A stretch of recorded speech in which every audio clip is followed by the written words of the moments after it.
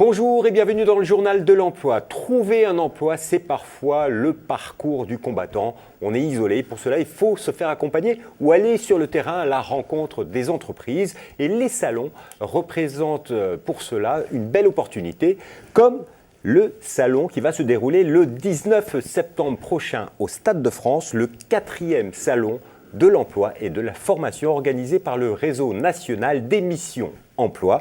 Jérôme Laverny, bonjour. Bonjour Jérôme. Vous êtes directeur du réseau national des missions emploi. Alors, ce salon, c'est l'événement à ne pas manquer. J'espère bien. Il réunit en tout cas un conglomérat d'entreprises très différentes sur des secteurs professionnels très variés, avec cette originalité, cette spécificité que ce salon étant gratuit pour les exposants, pour les entreprises, il doit et il peut, et nous souhaitons qu'il en permette l'accès aux TPE-PME. Parce qu'il y a une sorte de paradoxe qui plane comme cela.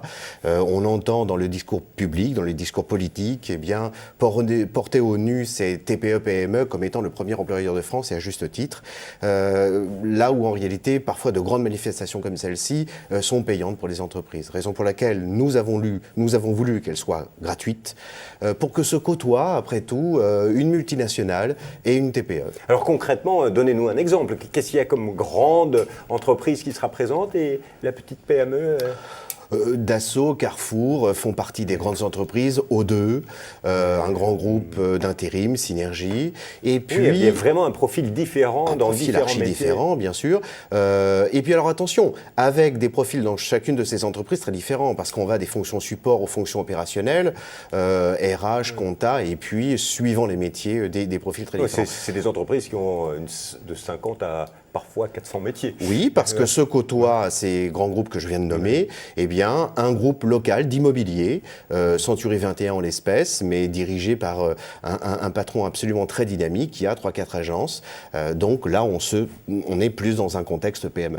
Alors, ce sont des PME, comme ce salon a lieu au Stade de France, à la porte E, et je le rappelle, il est gratuit. Ce sont des entreprises de l'Île-de-France, plutôt du Nord-Est.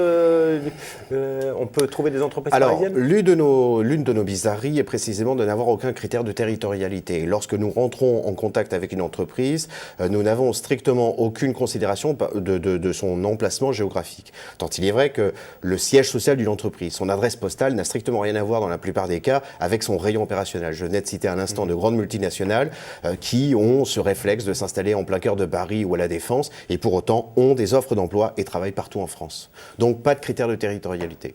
Donc quel est le petit plus de ce salon ? Il y a 3 objectifs, en tout cas celui de permettre, comme un certain nombre d'autres, des rencontres entre entreprises et demandeurs d'emploi, entre ce que moi j'aime bien désigner comme des chercheurs d'emploi, mais aussi des chercheurs d'employés. Il ne faut pas oublier aujourd'hui que paradoxalement, et ce que l'on ne dit pas assez, c'est que beaucoup d'entreprises sont confrontées à une problématique de recrutement et ne trouvant pas suffisamment de candidats. L'autre idée, c'est aussi de chercher des idées.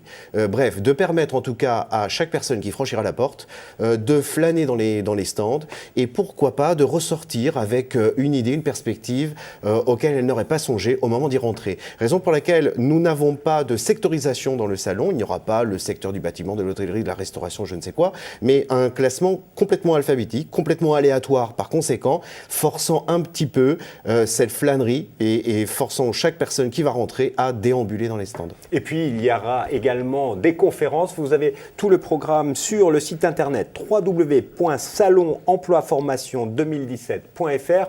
Un petit conseil pour un visiteur, jeune ou moins jeune, qui viendrait... Un précieux conseil, oui, venez muni de votre CV. Le CV contient les compétences, préparez-vous bien à la présentation de votre motivation, de votre personnalité, car c'est cela qu'un recruteur va essayer de sonder dans les quelques minutes d'un entretien.